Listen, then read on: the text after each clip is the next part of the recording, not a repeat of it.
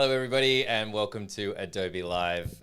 We'd like to begin by acknowledging the traditional owners of the land in which we are creating and streaming from today and pay our respects to elders past, present, and emerging. My name is Flynn, and I'm here with my good friend and fantastic illustrator, Jeremy Lord. Hello, Jeremy. How are you? Hey man, how's it going? I'm good. I'm good. We had a great time in the stream yesterday. We were learning kind of the Good. intro stuff to pixel art and stuff like that. I'm a bit hot today, so I might look a bit sweaty on cam. It's like It's warm today, isn't 37 it? degrees, I Yeah, think. and it's like 10,000% humidity. Yeah, so we're in the tropics at the moment, so make sure you drink water if Hmm. you're in our hood. But yeah, I'm good other than the heat. What about you? How are you going? I would say that's a fair assessment of how I'm going as well. Yeah, good, but a little bit hot, a little bit humid. Yeah, Um, yeah, that's it. Well, okay, cool. Hey, we are definitely live today. We had a couple of pretty good questions before. Hello, Dark Hours. Hello, Alessandra. Love your plants, even if it's fake. That one's real, actually. That one, Johanna helps remind me to water, and that's why that looks actually green. This little fella is fake. But yeah, it's a work in progress. I'm in a new space where we're still figuring out what this background is actually going to look like. Um, but back to the stream, Jeremy, do you want to kick off maybe with a bit of a recap of what we did yesterday? But if you did miss yesterday, don't worry. We'll do a quick little recap. You'll be up to speed, and then you can check this out. yeah. So yesterday we kind of delved into this guy. I've been working on this since yesterday, as always, but we ended up with kind of like this yesterday, right? So we spoke a little bit about starting out with like the kind of like a sketch of like a bento box. Something like food is always a good thing to do with kind of pixel art, as we discussed. Like organics a bit easier to do in pixel art. Food you can give kind of like stats, you can type back into kind of like video game, and it's just just something kind of fun to do. I just got back from Japan, and so I felt like doing a little bento box on the stream because why not? Why not? So we spoke a little bit yesterday about kind of setting up your file, all the kind of tweaks that you need to do to various tools, like switching your paintbrush to your pencil brush, making sure all your non-square selection tools are on anti-aliasing ticked off, a whole bunch of different things like that you can catch on the replay of that stream if you want to. But yeah, we looked at like the basics of pixel art and getting started with very basic kind of outlines and how that can look and working with that. Then now we're kind of getting into some more basics. So I've done some relatively basic kind of tweaks here with my artwork. I've just done some fills, made it kind of a little bit more kind of filled out. And now we've got something that we can work with. So today I'm going to start adding in some special effects, and we can talk a little bit about kind of volumes, how you do the shading and the outlines, excuse me, and all that kind of stuff. And actually, before we get into that, I forgot something to mention as well from yesterday. Is we looked a lot at this. We spoke a lot about this and kind of setting up your file. So watch that stream if you haven't already, because this is kind of crucial to like deciding before you start doing any illustrating, deciding what sort of pixel dimension you're going to go for in your image, how detailed, how pixelated you're going to go with, and so on and so forth. So I usually like to work with something like this so you can kind of see the pixels, but it still affords me a little bit of detail. It's not like too harsh in terms of like, here, you have to draw this face and you have 4 pixels to do it. Good luck. Yeah. That's a little bit tricky. But on the flip side, if you do something with too many pixels, then it just becomes a little bit kind of a bit of a moot point. It's no longer really pixel art. So finding a good balance is always really important. But so here we are. We've got our little bento. We've got every single kind of food element in that bento going. I've done my chopsticks. They're pretty much like full detail that I would kind of do. We've got some highlights and some shading.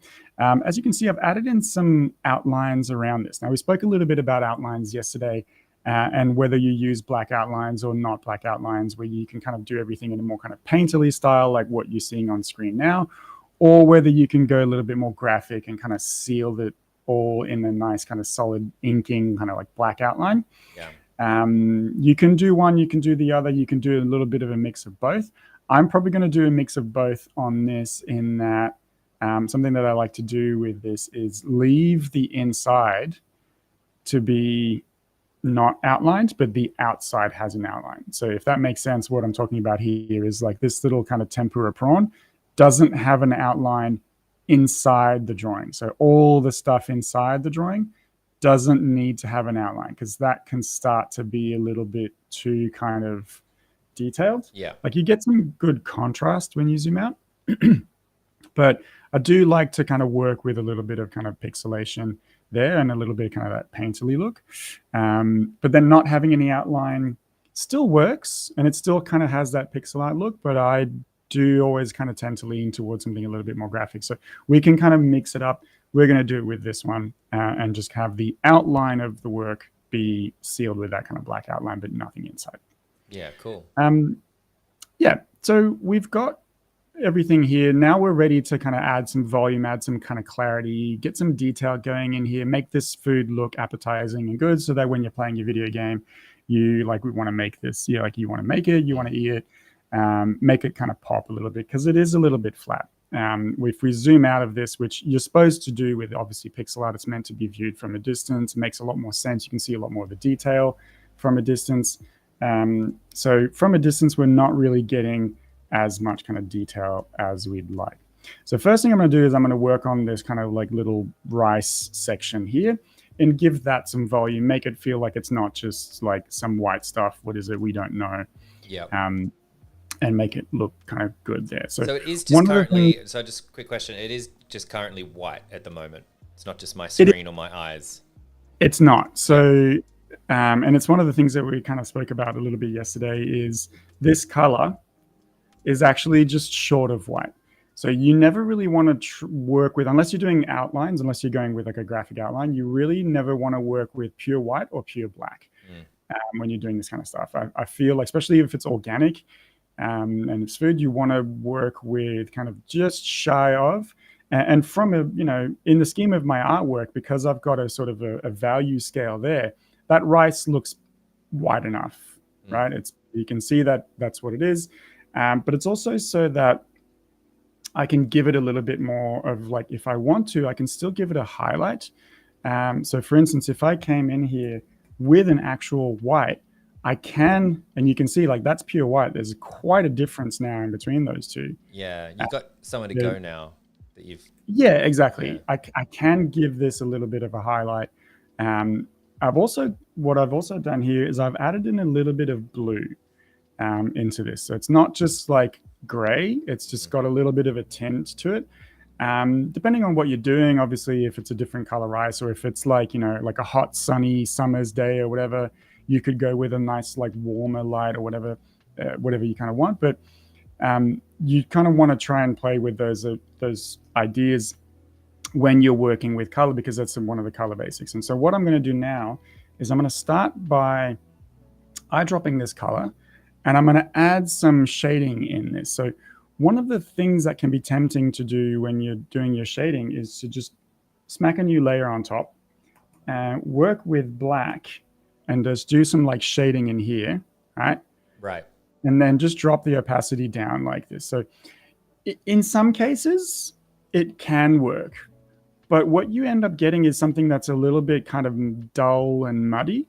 And adding black is really never the thing that you want to do when you're adding shading. You always want to go with something a little bit more kind of tonal. So if I do the same thing here, but change this color to like a blue, something like this, and then drop the opacity down, you'll see I'm getting something a lot more kind of like vivid. It's not just kind of muddy and dulled because I've added black. This now feels a little bit more kind of real and alive. Yeah. So I could do that. I could just make it on a separate layer, but pixel art's pretty easy to handle and manage and make selections of later on. So I'm not going to be too worried about this. I'm just going to add it in straight onto that layer and we'll be good to go. What I am going to do though, in order to do that, so that I don't have to be too careful of doing this, is I'm going to lock the transparency on this kind of foods layer where I put all my food. So I can either click this little kind of checkerboard in my layer panel, or just simply press the / and you'll see this little lock icon come up. what that does is it locks the transparency of my layer. So if I don't do that, you can see if I paint over here, that's what happens. If I do lock it and I paint over here, I'm only getting work happening on the actual pixels that already exist. Nice. So it's a good way to kind of get that shading. And then I'm just going to go a little bit nuts at first. Try and get a sense of like if you want, for instance, we can have like it's a bold rice, right? So essentially most of the shading will be on this side down Right. here. We want to give it that kind of sense of volume, and overarchingly the shading is going to be over here, but we're going to add some grains throughout kind of like this as well. Yeah, because there's like a million of those things, right? Like there are a million things exactly. with a little bit of shade, but you don't have that much real estate to play with in pixel art. Yeah, it is. And like when you're doing trees or anything like that too, you want to consider that kind of idea as well. When you're doing stuff that's made up of lots of things and you're kind of tempted to put shading on the whole thing and like just do something like that, it can just kind of lose itself. You'd end up with this kind of weird camouflage mess of just like there's no more volume here. Yeah. So I want to retain that and keep the, like 80% of this blue needs to be in the bottom right hand corner.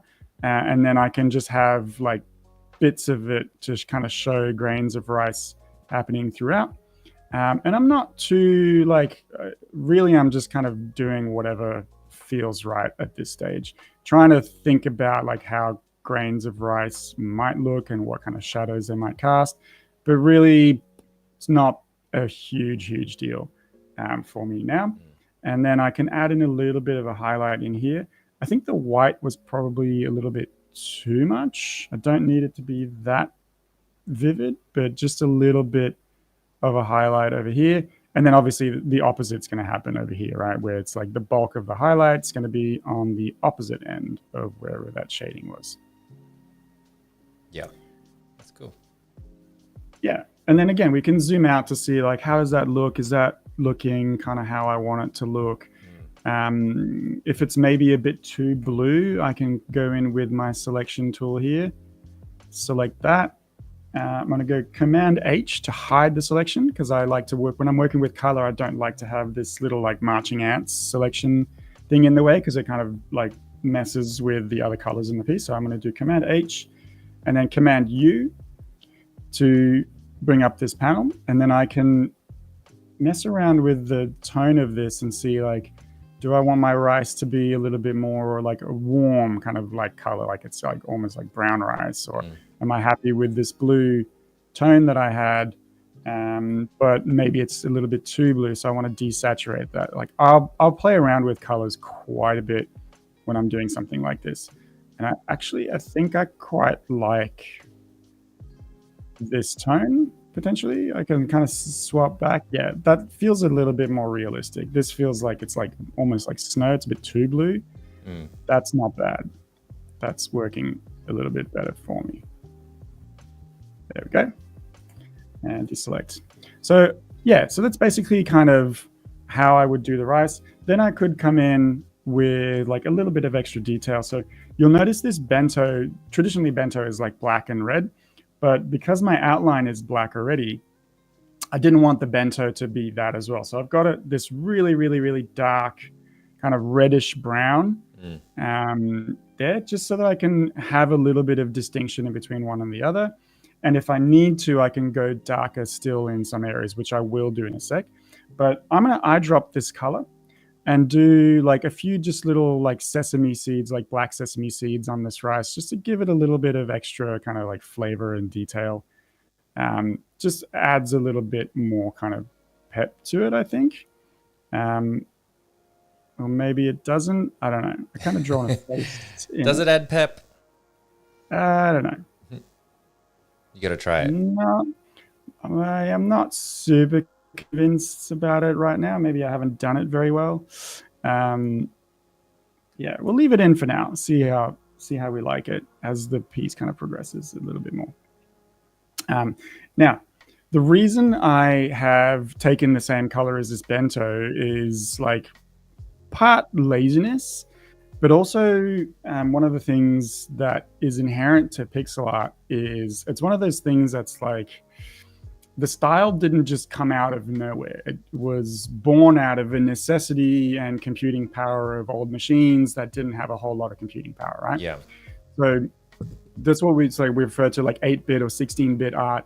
Is those machines didn't have a lot of power, and the more colors you have in your artwork, the heavier it is on your computing system to process those images. So you need to find ways to kind of lower that. So using that same color as I did here just means one less color in the mix for this thing, right? And one of the ways that you can kind of see this happening a lot is anybody who's ever played those old kind of arcade games has probably seen a gradient in a sky that looks a little bit like this. And this is what's called dithering, right? It kind of looks like a bad Christmas sweatshirt a little bit. It does. Looks a bit like that. Yeah, there's different ways of doing this, by the way. This is just like one of the more standard ways of doing this kind of dithering pattern gradient. There's different ways you can do it.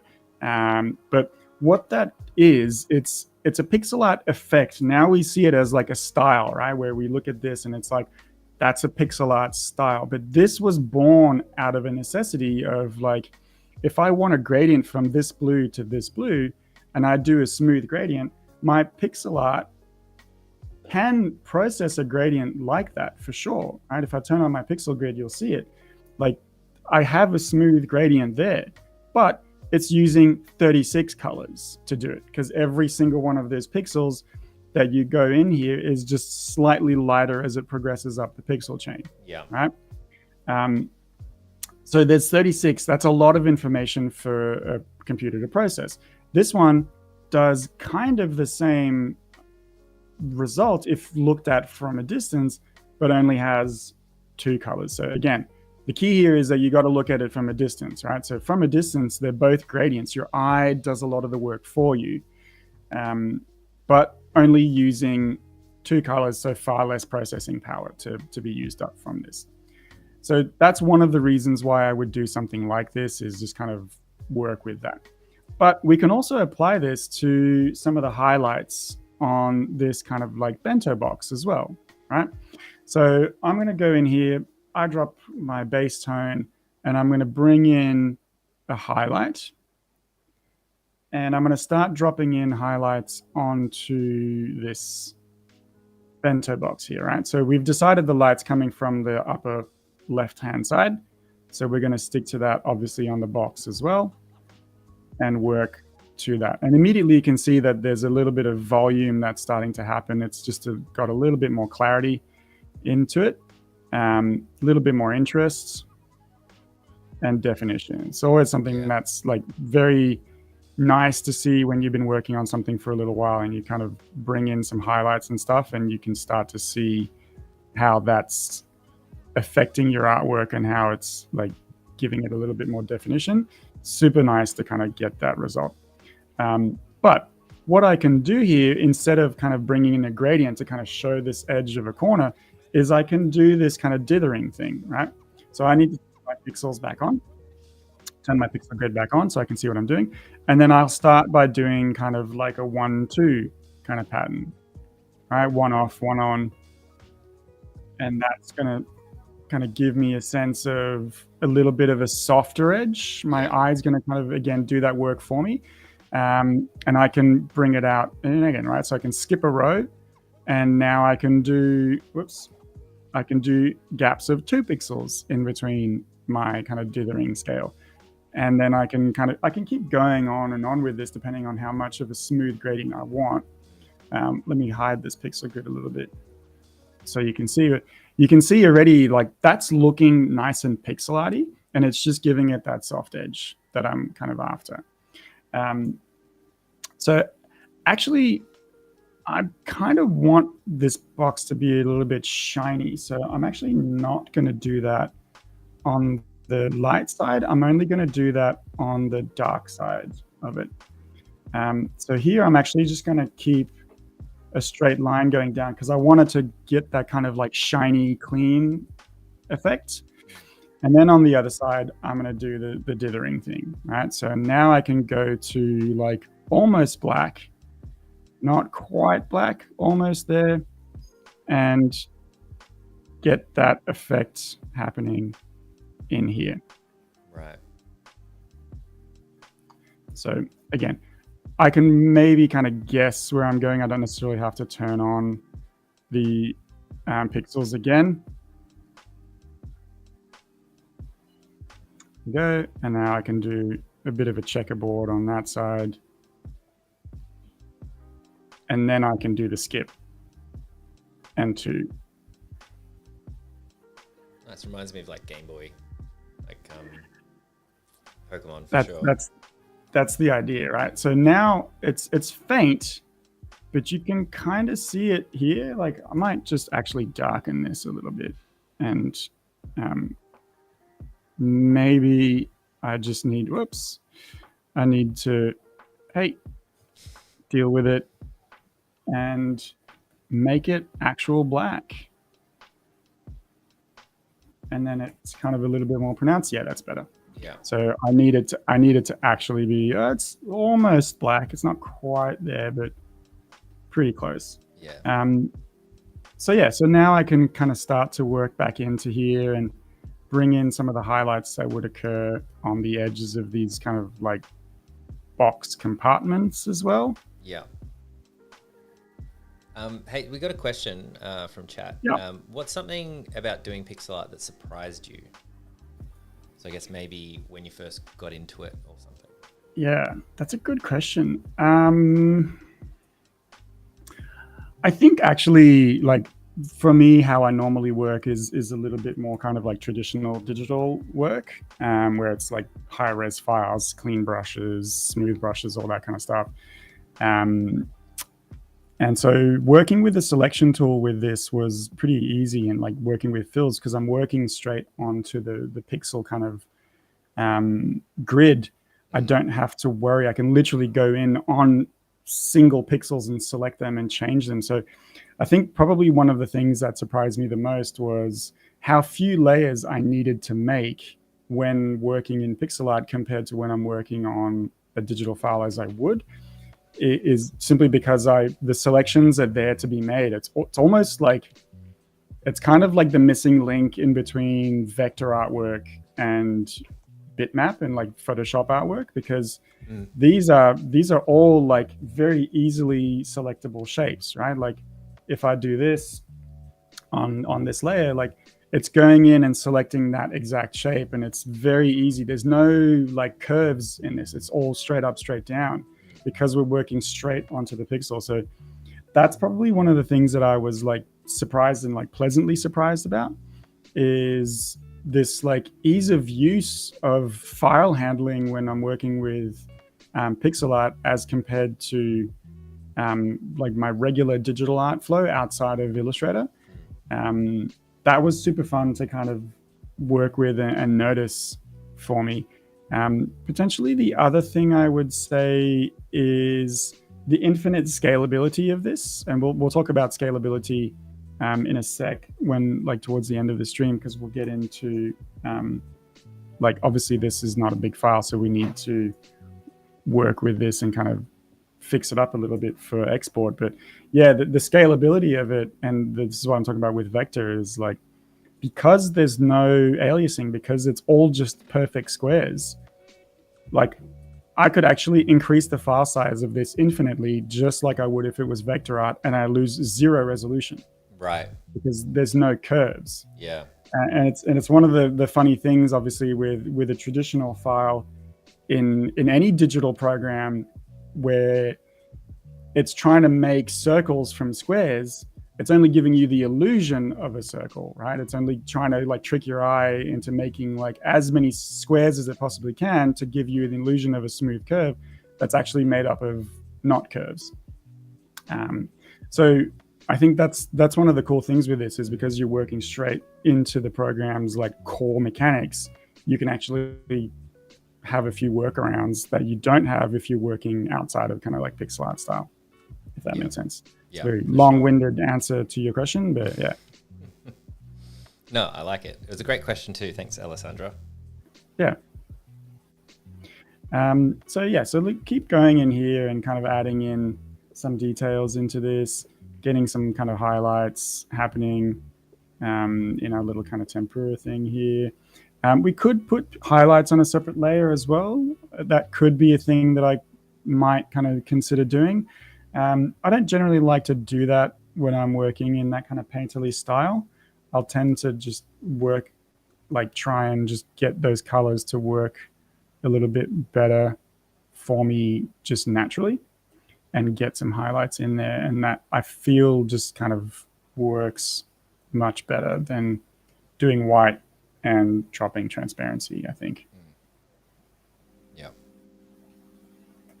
And that I've been meaning to ask that the Japanese writing to the left, is that actual kanji? If I'm using the right word, you probably know, or is it just a couple of pixels, or is it based on something? It's hiragana, and it says it's supposed to say it's like type in this kind of format, which also is like a good question in terms of like how does your file size impact you being able to work later on?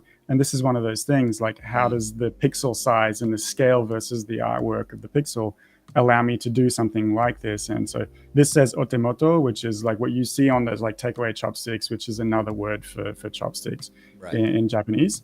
But yeah, like if I was thinking, for instance, of like, if I go back on, like let me turn my pixel grid back on, and say I wanted to start putting in some type in here, right? So for instance, I could do an O like this, right? Like that could be an O, sure. But then if I wanted to do a B that's 3 pixels tall, I'm kind of stuck because I don't have that like affordability. So if I wanted to do something like a B, I actually need my artwork to be at least 5 pixels tall. Yeah. And then I can have that kind of thing. Same thing with an E, right? Where it's like, I need a middle. I need an even. If it's 6, if it's 4, it won't work. If it's 4, I can do this, but then where does the middle bar of the E go? It can't go anywhere. Yep. It either goes here or it goes here. And then that doesn't work, right? So these are the kind of things that you kind of need to think about when you're doing this. And like, obviously I've kind of varied the height of these a little bit, but yeah, it's an interesting question because it does kind of start pointing at like, all right, so I need to make these letters and I need to kind of fit them in a specific way and make pixel art lettering. It needs to be at least 5 pixels tall so that you can have end and middle, which you at least need in type, right? Yeah. It's like you picture those like digital clocks, right? Like those like digital clocks that have like the sections that look like kind of like this. You know what I'm talking about? No. Like when you're at like when you're watching like track and field or whatever, any kind of like airport thing, you get those things that are like yellow. Yeah. I know what you're talking about. So they do an 8 because 8 is the one that's like the most complicated to get. And sometimes they have the diagonal through it. So you need to be at least able to make a B or an 8, and then that will tell you the height of your kind of pixel. And then you're good from there, right? Yeah, as long as you can do that, you should be able to do other letters pretty easily as well. Nice. So that's just kind of me trying to work with that on that end and trying to figure out how that could kind of potentially track there. That's a bit too bright. So again, like this is just me now, like working in there and trying to get some highlights on this, adding in a good amount of detail into it.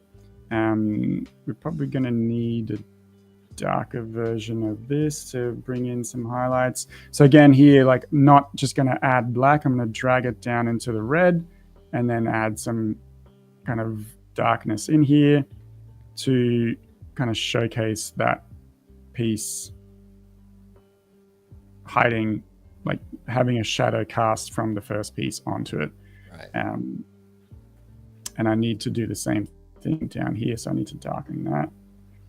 So this is like, again, it's a little bit more time consuming than if I was just to put, because normally what I do in my process is I would do like an adjustment layer on top, and that applies to everything. So I specifically don't have to select a different color for this darker color in the shading. It does it all for me. But I also do enjoy working in this way when I'm working in kind of pixel art, and trying to get that more kind of like painterly feel. So yeah, it's not always about efficiency. Sometimes it's just that's how I kind of want to work. Yeah. Yeah, and I imagine each piece is a little bit different, like anything. Like you can kind of have a bit of a road map, but you don't have to stick to it like 100%. It's kind of nice to have little variations and go back and forth and change your mind and, you know, that sort of thing. Yeah, it is. Absolutely. So now I'm going to put some shading onto these guys, get some volume happening in there. And then same again, right? I could just be lazy and do a color across these two and just kind of figure it out there. But I'm gonna do it the painterly way and do it that way. And it just like, it kind of feels nice after a while of like doing things the more efficient way, the more kind of quick way. It's kind of nice to do it a more painterly way, take your time to like pick the right colors and get that effect looking correct. Yeah, it's a little bit of just like me geeking out a little bit and doing something that I like doing. Put some highlights on my little sushi rolls.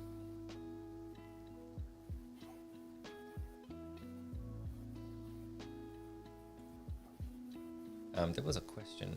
Are you using a reference? How do you know where to put the shadows when shading? It's another great question from Alessandra.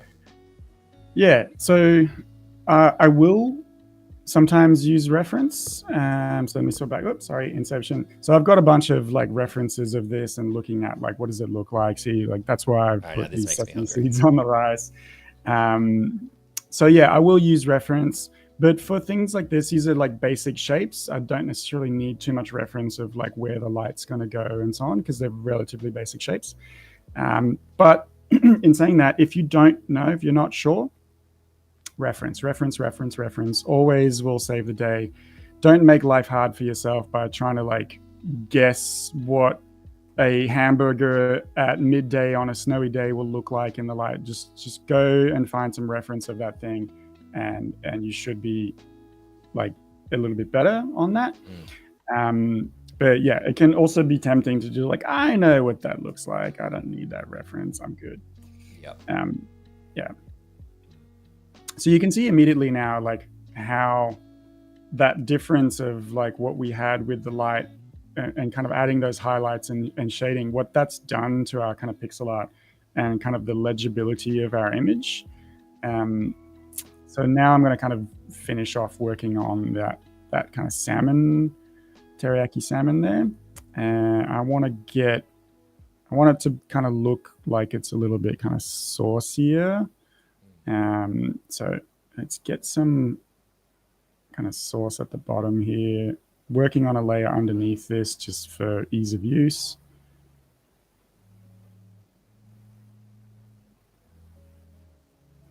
That's not bad, that's pretty good. Then I can just smash those layers together, and we got that kind of teriyaki salmon sitting in there.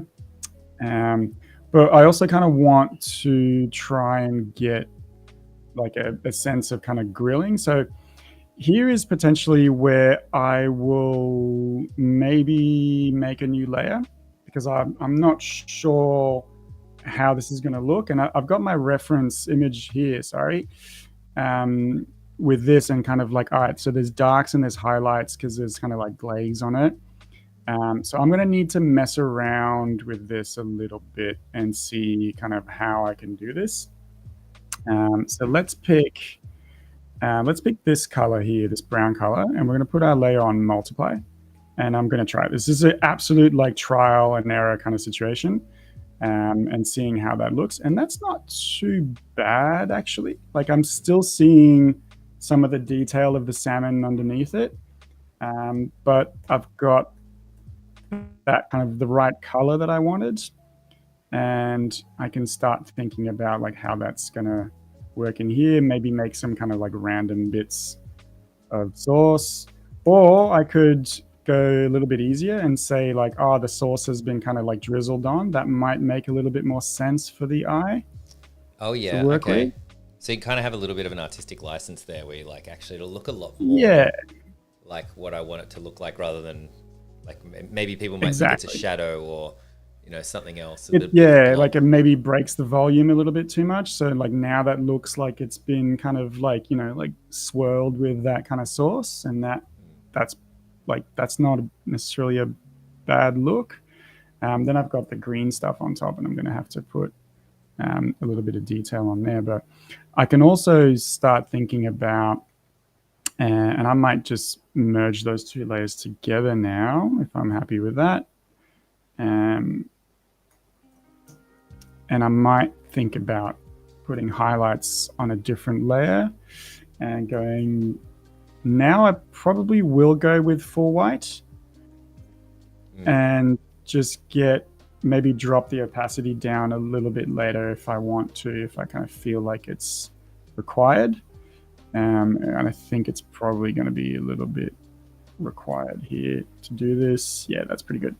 And I'm getting that shine again, going off of, excuse me, going off of the lighting structure that I decided upon earlier, where the light's coming from the top here. So trying to work to that and kind of make that salmon look nice and kind of glistening and shiny and appetizing. It does look good.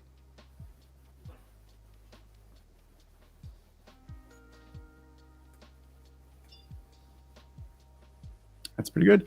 And now, whoops. And now I can do this, right? So these little like spring onions, they need to have a little bit of volume in them as well, right? So they need to come in and kind of work with a little bit of a darker shadow. So I'm going to bring in some blue in here, just a little bit of like, bring it over to the blue. And I'm going to lock this layer, and name it.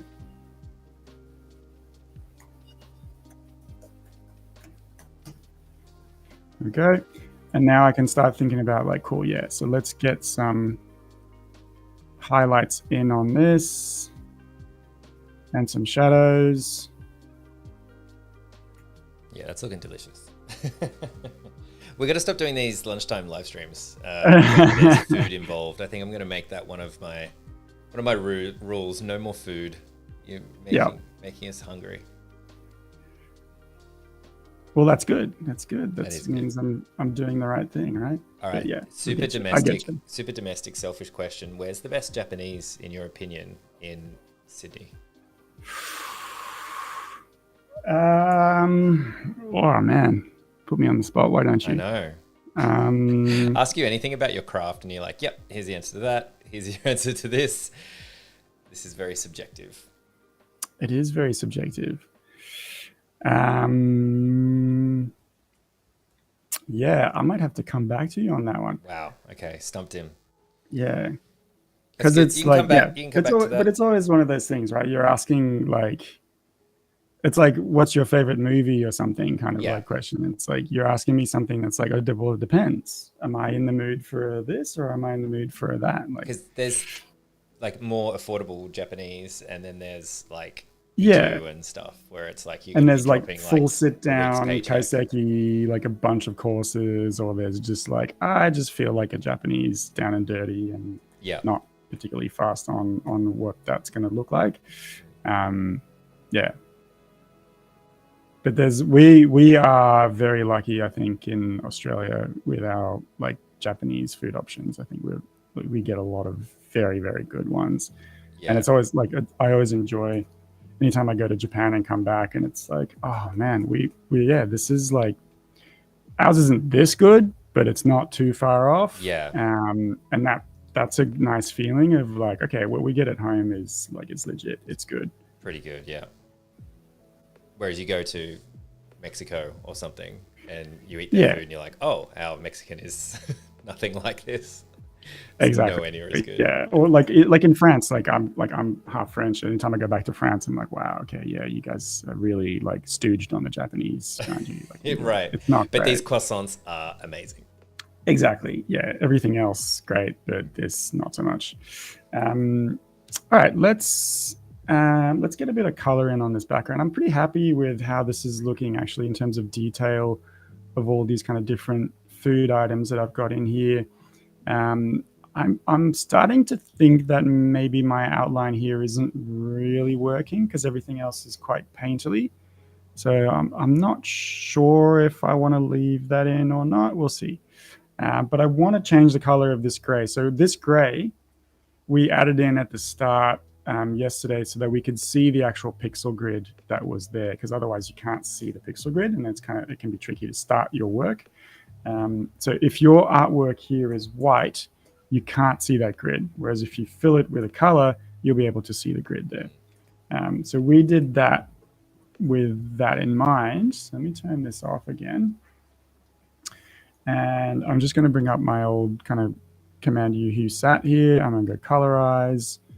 And I'm just going to pick a color that feels kind of good.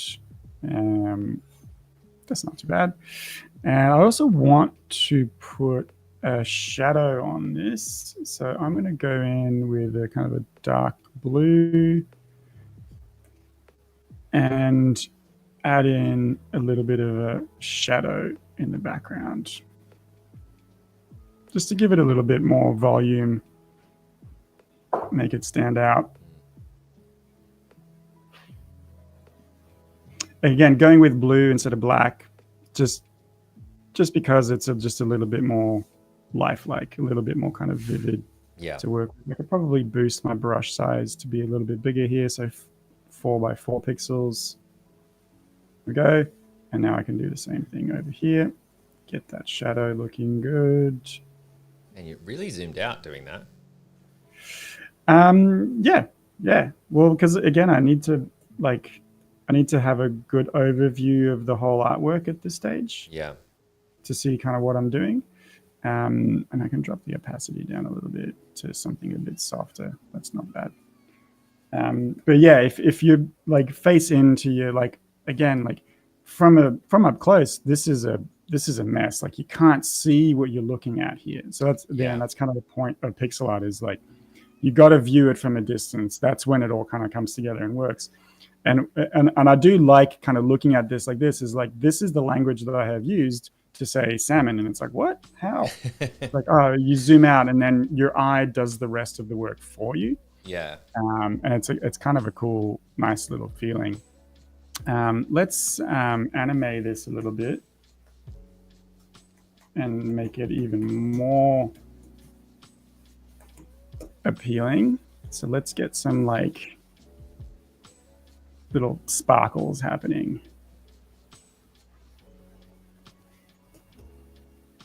And this is where it gets a little computer gamey, that with the little sparkles, right? Like exactly. It's an item to be picked up or something. Yeah. Oops. Here we go.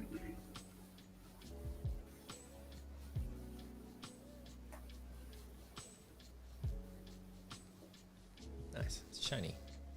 Yeah, nice and shiny. Definitely, and I might 5 to 10 hit points from that bad boy.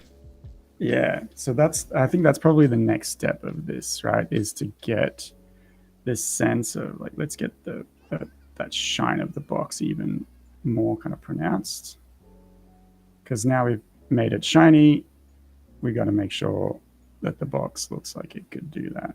So, okay. I think there's a pixel off that's killing me. Do you mind if I tell you where it is? Up here? In the shadow in the top right? In the shadow in the top right. Oh, dude. And I'm sorry, because it's just been sticking out to me. Yep. It's like 1 pixel. There we go. Thank you so much. Like it does make a difference, right? Like that 1 pixel, if I like erase one of those from a distance, is like, why is there a dent there? Like everything becomes so much more pronounced from a distance and much more visible from a distance. And so, yeah, like you do need to like be considerate about where you're going to put your pixels and how that's going to work. And now I think I might start messing around with what we were just kind of talking about before, and make this into something that's got some stats on it, right? So now we can start thinking about like, all right, so this is going to be like strength, right? So we're going to do S.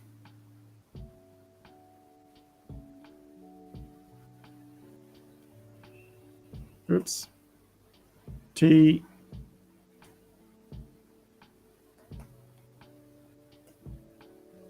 R. Nice. And then, Yeah, so this is also where. So you do that. Oh, that's an R. How do you do that? That's a P full stop. Yeah, that's a P full stop. So again, like maybe my thing is too small here. Maybe I haven't given myself enough room to work, or maybe I need to do something like this. That's an R. That's an R. Yeah, that's totally an R. that works. I get it. So strength, and then we're going to do a little bar, right? We're going to do a little video game stat bar. And again, we saw this yesterday when we were doing this. If you want to go from like a square to a rounded edge, you just get rid of the corner pixels. And now all of a sudden that's like a capsule. It's got like a rounded edge, like a little power bar. Yeah. You really don't need very much in order to do that. So here we go. 1, 2, 3. 1, 2, 3. I have no idea if these are going to be evenly spaced out or if that's going to work at all, because I haven't done any measurements, and that's silly of me. But that's all right. It that's looks okay. good. All the three. Yeah. Yeah, Maybe all right. just the Maybe start might need to move over 1 pixel. Yeah, that's it. Yeah, cool. I think. That's pretty good. Sorry, I'm super. Then, no, that's over the shoulder designing. Then I should just be quiet. You need to be for that kind of stuff. There we go. We got 3 bars, and we got strength. The next one is going to be what we're going to say. Power, maybe.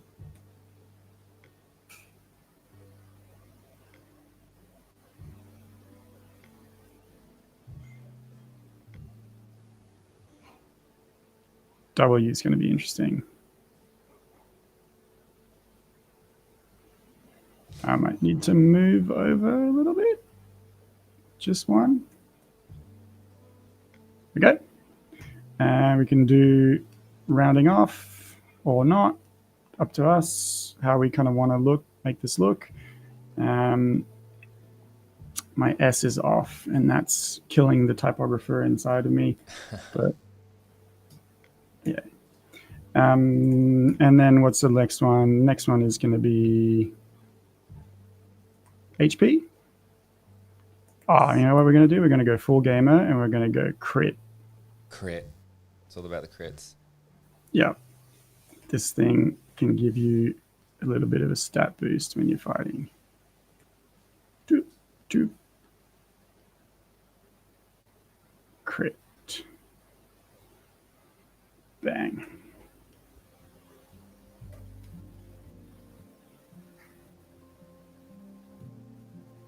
Nice. Okay, now we can put something underneath that, and we can bring in some color bars, right? So let's go with strength. Strength is going to need to be red, I reckon. Oh, health is red, isn't it? Yeah, no, crit's red. Strength is going to be orange. And strength goes to bento box, gives you almost full strength. And then power is going to be, let's go with like a purple. Yeah, that'll work.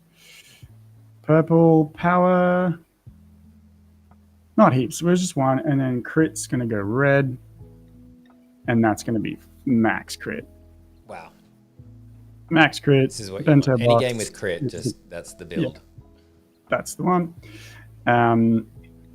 We can change the color of this a little bit. We can also give this a little bit more of a highlight. So now I'm going to actually do the thing that I didn't really want to do before. And I'm making all these new layers without naming them just because I'm moving through this pretty quickly. But that's going to be a problem later on. So if you're watching at home, don't do what I'm doing. But because we got 3 separate colors, it's just going to be easier for me to manage doing it like this. So we just want to give these bars a little bit of like a gel volume look. Is that just a color over the top? Is that just a white? It's just a white on top, and it just gives it a little bit of a look. With like a transparent on the layer. Is that what it is? Yeah. Yeah, that's it. And then I feel like I need some kind of a color behind, like, so that the emptiness of the bar isn't just emptiness. So that needs to have like a thing there as well to signify what's happening. All right. And I don't need to do it on the red. There we go. It's not bad. It looks awesome. Looks cool. And then we Johanna can says swap that the bento box is OP. The bento box is OP, but as it should be. Let's see what we can do with some colors here and see if that works a little bit better. Maybe I need a stat sheet box for this. Bang, that's better. Now I can come in here and mess with the color of this a little bit more.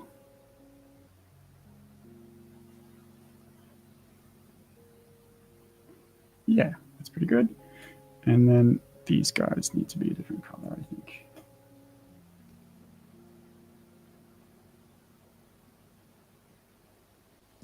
You don't lose the outline too much, I don't think. No. It looks really nice, I think. That's good. That's not bad. And then I need to obviously do something to this box, right? So that box is going to have to be, oops. So I'm going to need to rescale this first and foremost. So let's fit it to just roughly about a minute or two left box. as well, by the way, just letting you know. Yep. Oh, okay, cool. So let's move in actually to the last stage of this. So like I keep working on this a little bit, but what we've got at the moment is a tiny little piece of artwork, right? This is nowhere near being able to be printed. If I'm looking in millimeters, we've literally got, this is 1.2 centimeters by 1.2 centimeters wide if you print it. That's no good. If you wanted to make a sticker out of this, you can't at this stage. It'll just be like way too bad. So what I can do is just increase the size of this, but there's a trick to doing this. So let me show you how this works. So if you remember when we did our transform tool, we needed to change a particular setting. We need to do the same thing here. So here, if I go in and say, I want this to be like, I don't know, let's say 20 by 20. So 200 by 200 millimeters, hit return, and whoops, why not? That's interesting. Let me let me duplicate this real quick and duplicate image. Yep, good. I'm gonna flatten all this down and go in and say 200 by 200. Okay, there we go. All right. So see what that's done is it's done a lot of like smoothing for me. It's tried to do a lot of smoothing for me. I don't want that to happen. So let me undo that and then quickly do the same thing, bring up this menu and change this from automatic, which is what the transform tool is, to nearest neighbor, hard edges. So now that's going to allow me to do this. And if I go 200 by 200, it's going to preserve the pixel quality of that, except my file is now 20 centimeters by 20 centimeters. So that can then print. Right. But I can't work on this anymore because my 1 pixel brush, as you can see, is like minuscule compared to the size of one of the pixels in my thing. So this is one of those things that you do at the very end when you're finished. This is like and you're ready a print to print. pre-press kind of thing. Like you're 100% happy. Yeah. Save a version, obviously, of the original. And then exactly. Get stuck into it. Well, that's great. We're actually out of time. So Jeremy Lord, thank you very much for taking us through pixel art kind of basics yesterday and then our workflow today. It's been awesome. Yeah, super fun. Thanks for the questions. It's been some really interesting questions. And yeah, I'll see you next time. Well, go team. Where can people find you, Jeremy? Just a little plug. Where can people, best place for people to find you? I am on my website, jeremylord.com or Instagram, jeremylord_. And that's it. Awesome. All right. We'll check out Jeremy's stuff. We'll see you next week with some more Adobe Live. See you later. Thanks.